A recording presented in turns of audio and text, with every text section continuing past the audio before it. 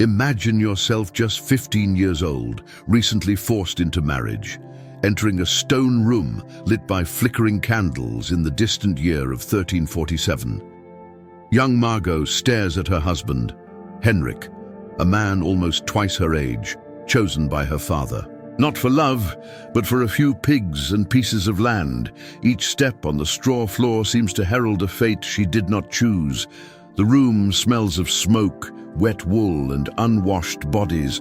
All around, drunken men wait, demanding proof of what should be an intimate moment, but which has become a spectacle. This is not a romance story.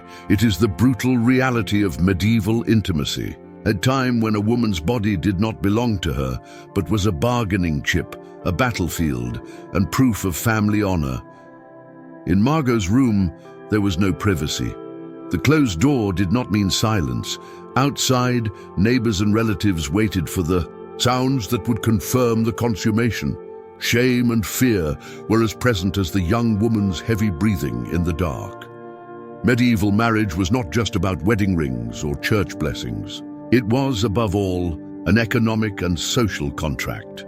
The bride's virginity was the most valuable dowry a father could offer, and the breaking of the hymen was seen as public proof of legitimacy. If there was no blood on the sheets, the young woman could be returned to her family as a fraud or even sentenced to death. For many girls, marriage was not a beginning, but the end of any freedom. In Margot's case, like so many others, the wedding night began with a humiliating public ceremony. Guests dragged the couple to the bedroom, undressing them amid vulgar singing and laughter. What should have been intimacy was supervised by the community, and when the door finally closed, the terror continued. Friends and neighbors remained outside, listening for moans and screams that would serve as proof of consummation. It is in this setting that the reality of medieval sexuality unfolds.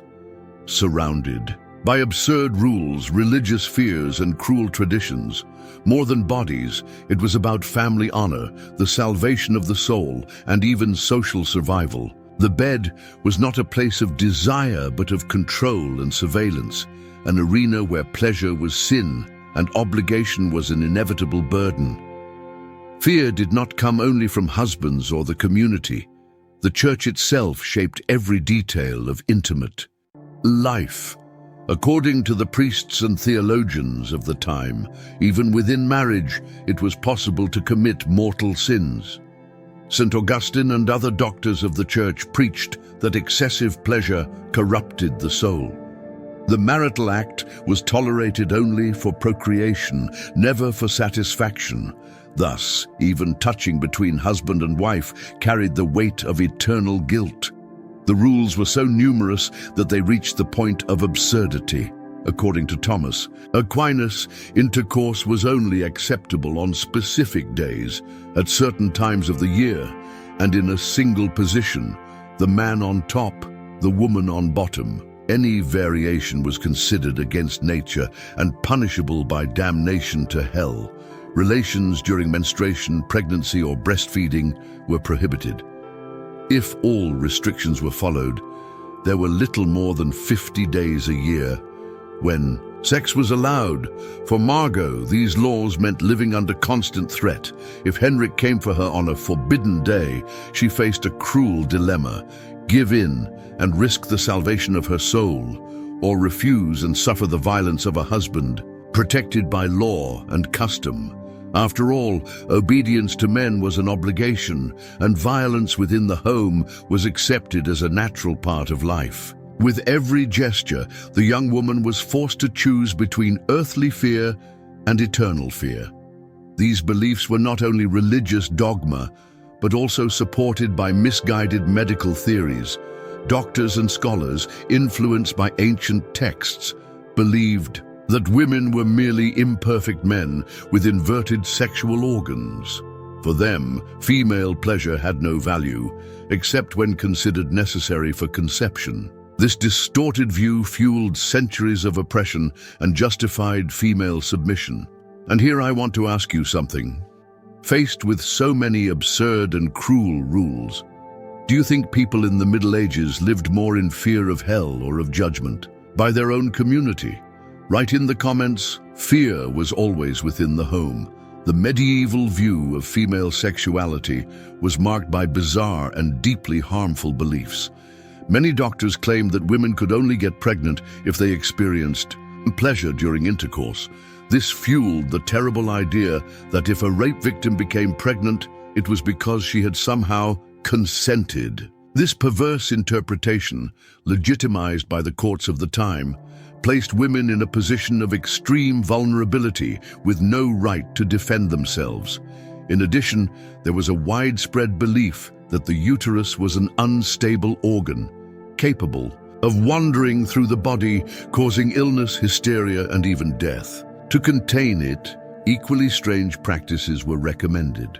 Perfumes applied to the vagina to attract the uterus back into place, or strong odors in the nose to expel it. The female body was treated as a dangerous enigma that needed to be controlled, with improvised remedies and constant humiliation. However, far from the eyes of the church and doctors, women preserved secret knowledge passed down from generation to generation. They used herbs to prevent unwanted pregnancies, prepared risky abortive teas, and resorted to fertility rituals inherited from pagan traditions. Between folk medicine and what priests called witchcraft, there was a silent network of female survival. These practices, however, were extremely dangerous. A tea prepared with plants such as rue or pennyroyal could prevent pregnancy, but it could also kill those who drank it. The line between cure and poisoning was thin, and many women paid with their lives. Still, in a world where pregnancy could mean death in childbirth or social exclusion, the risk seemed worth it, and every pregnancy was a game of Russian roulette. Maternal mortality rates were extremely high. 1 in 3 women died during or shortly after childbirth. For single women, pregnancy was almost a social sentence: shame, expulsion from the community, or even execution. With no safe options, some resorted to infanticide, the last resort for those who saw no way out. A young woman's value was directly linked to her virginity. This seal of purity was more precious than land or livestock. At Margot's wedding, the hymen was treated as a currency of honor between families. For this reason, the wedding night did not end with the act itself. The blood-stained sheets had to be displayed publicly to confirm the legitimacy of the marriage. If there was no blood, the bride could be returned or even killed as an impostor. This pressure drove many young women to despair. Some even injured their own bodies or hid animal blood in their beds to deceive witnesses, all because the medicine of the time believed that the hymen was a solid membrane, an absolute barrier that could only be broken through sex. They did not know that it could be broken through simple activities such as horse riding, or even vary naturally from one woman to another. Consummation also had legal weight. Without it, the marriage was not valid. This led church courts to investigate the intimacy of couples, even interrogating neighbors about what they had heard through the walls. Some women were subjected to humiliating physical examinations to prove they had been penetrated. Private life was constantly violated in the name of morality and religion. Sexual positions were also strictly controlled. The only one accepted by the church was the one that placed the man on top, as it symbolized the natural order. Any variation was a serious sin. The woman on top was considered an affront to male dominance, and the act from behind was associated with animal behavior. However, popular accounts and literary texts show that in practice there was much more than the official strictness would admit. In taverns and squares, troubadours told stories full of humor and eroticism, revealing practices very different from those preached by the clergy.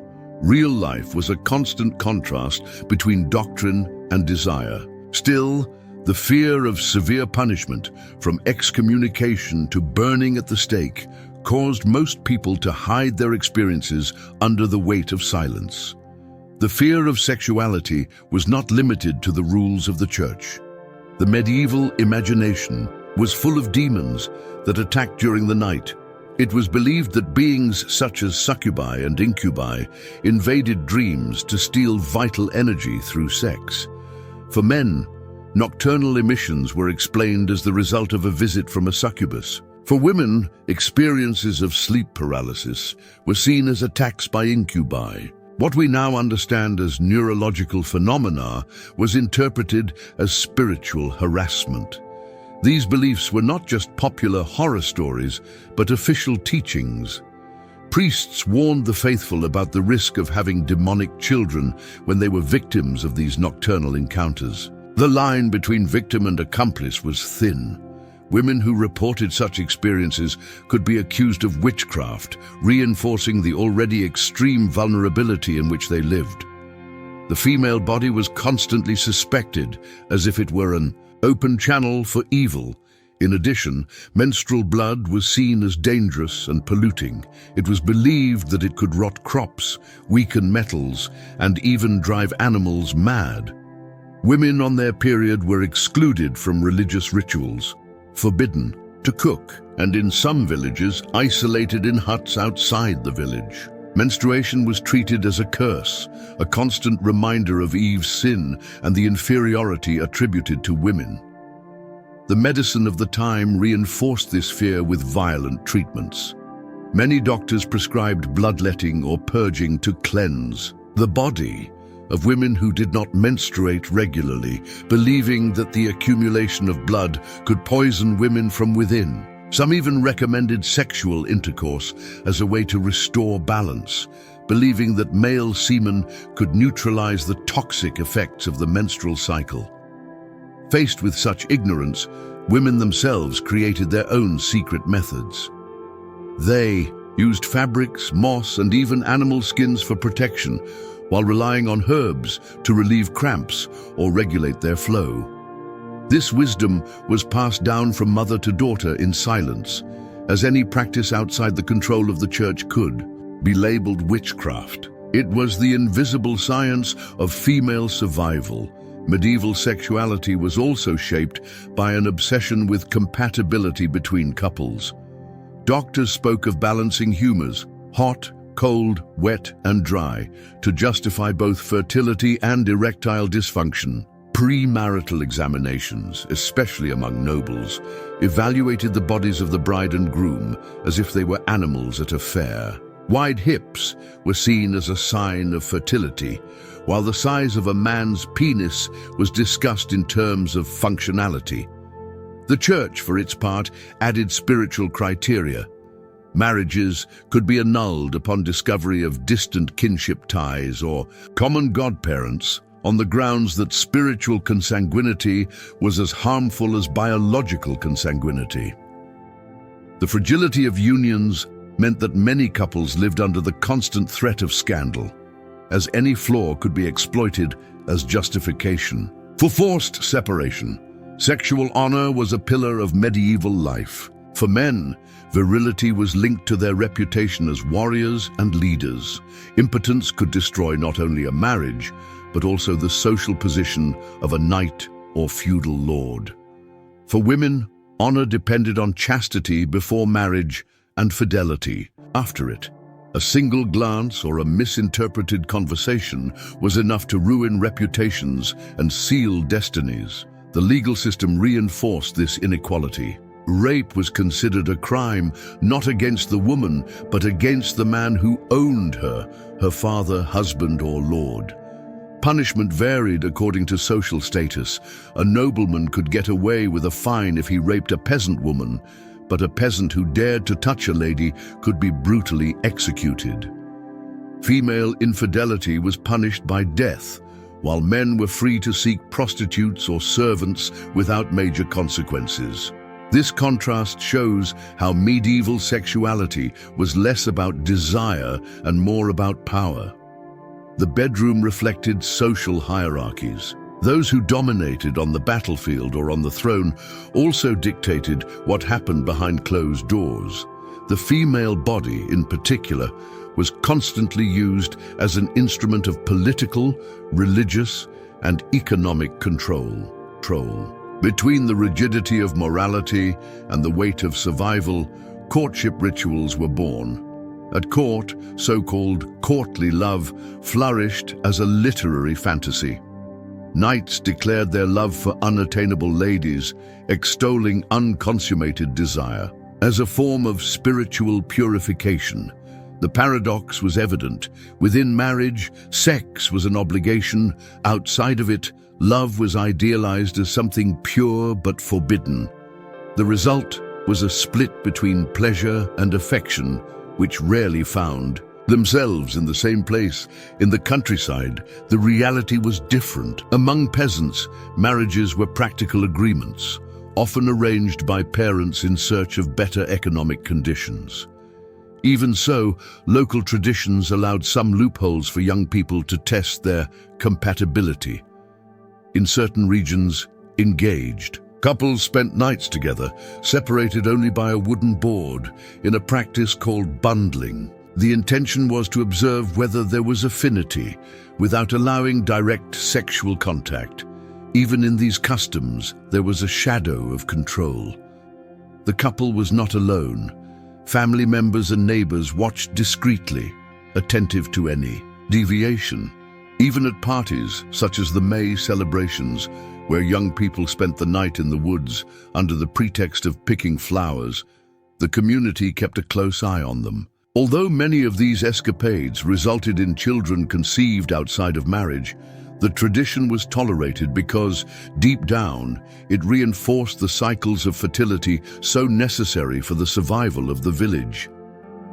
Marriage, in turn, was surrounded by fertility rituals. Grains were thrown on the bride to ensure an abundance of children, and the marital bed received religious blessings mixed with popular charms, such as herbs hidden among the sheets. It was a constant coexistence between religion and superstition, an amalgam where prayers and spells coexisted. People relied on whatever they could to face the fear of infertility or the early death of their children. These practices reveal that despite the weight of doctrine, the desire to control reproduction was present in all classes. While the clergy preached strict rules, real life imposed itself with improvisations, beliefs, and rituals that navigated between the sacred and the profane. In the end, the body was always the battlefield between faith, tradition, and survival. Attempts to understand conception were as confusing as they were cruel.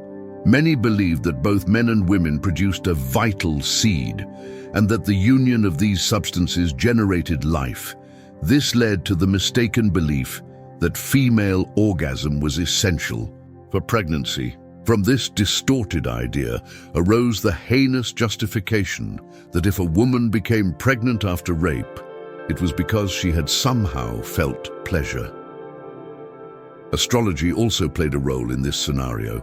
The position of the moon and stars at the time of intercourse was used to predict not only the sex of the child, but also its temperament and destiny. Nobles consulted astrologers before conceiving, believing they could shape stronger, more intelligent, or luckier heirs.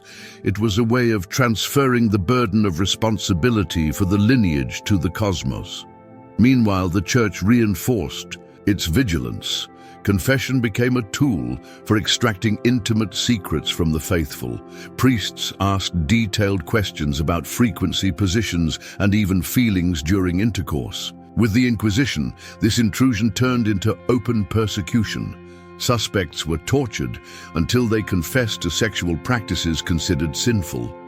Once again, the body was less a space for intimacy than for control and punishment. Medieval prisons reflected this climate of repression.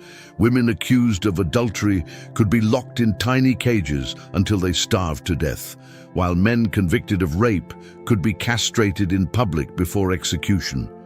The goal was not only to punish, but to terrorize the entire community, showing what happened to those who dared to disobey the rules. Collective fear was a tool of discipline.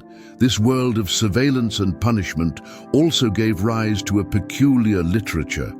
Penitential manuals listed in detail the sins of the flesh and their corresponding penances.